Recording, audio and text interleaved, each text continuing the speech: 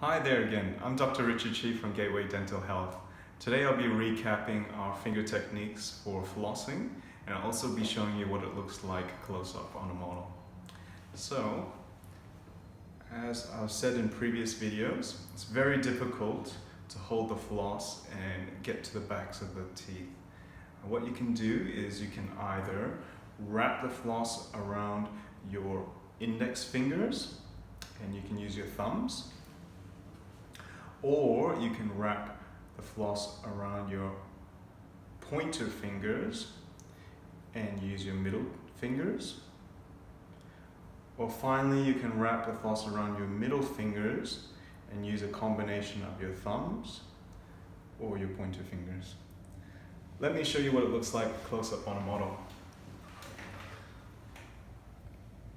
So, wrapping the floss around the middle fingers, you can either use your thumbs, and the aim of flossing is to not simply just get in between the teeth, but it's to get in between the teeth and flick up against the surfaces of the teeth.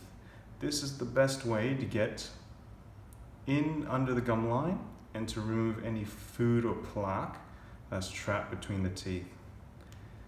So when you get further back, sometimes you might have to switch to your pointer fingers.